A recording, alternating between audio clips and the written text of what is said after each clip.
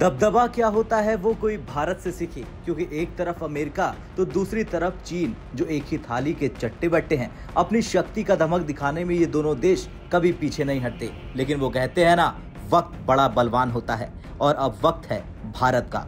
दशकों तक दुनिया में सबसे तेज ग्रोथ करने वाले चीन को अब मिली है सबसे तगड़ी चुनौती। ग्रोथ के मामले में चीन को ये चुनौती किसी और अमेरिका, जापान या यूरोप के किसी देश से नहीं मिली, बल्कि चीन को पटकनी उसका ही पड़ोसी मुल्क भारत दे रहा। दुनिया भर के कारोबार, सप्लाई चेन, मैन्युफैक्चरिंग से लेकर मोबाइल फोन और चिप बनाने तक में अब भारत ने चीन को पछाड़ने की ठान ली।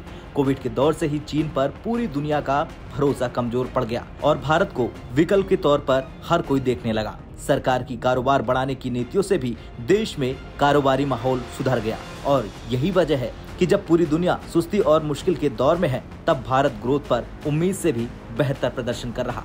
अब Organisation for Economic Cooperation and Development यानी OECD ने भी अपनी रिपोर्ट में भारत को लेकर बड़ा दावा किया। OECD ने अपनी हालिया रिपोर्ट में कहा कि भारत ग्रोथ में चीन को कहीं पीछे छोड़ देगा। एजेंसी ने कहा कि भारत न सिर्फ इस साल यानी 2023 में बल्कि 2024 में भी चीन के मुकाबले ऊंची ग्रोथ हासिल करेगा। ग्लोबल इकोनॉमिक आउटलुक रिपोर्ट में OECD ने अनुमान लगाया कि 2023 और 2024 में भारत, चीन और इंडोनेशिया सबसे ज्यादा ग्रोथ हासिल करने वाले देश होंगे।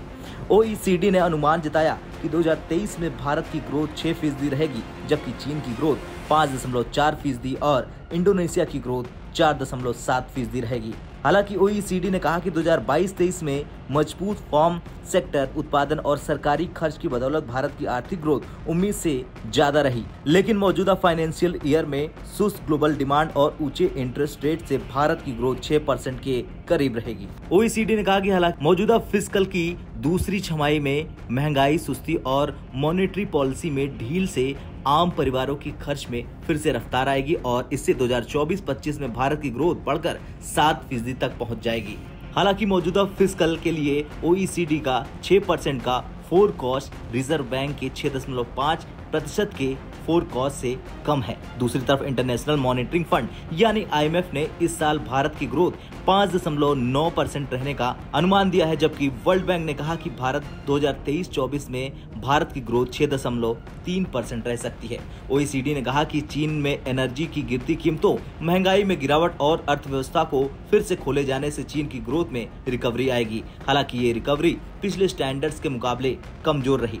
दूसरी ओर भारत को लेकर OECD ने बड़ी उम्मीद जाहिर की। OECD ने कहा कि 2022 में भारत का पूरे साल का ग्रोथ मोमेंटम इस साल भी जारी रहने की उम्मीद है। एजेंसी ने कहा कि 2024 के मध्य में रिजर्व बैंक ब्याज दरों में कटौती कर सकता है। 2022-23 में भारत की ग्रोथ 7.2% रही है और ये उम्मीद के मुकाबले कहीं अच्छी रहती है।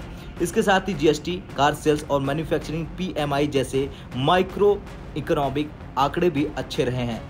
खैर, ऐसे में भारत की ग्रोथ को लेकर दुनिया भर की एजेंसियां कह रही हैं कि भारत को अब कोई पछाड़ नहीं सकता है।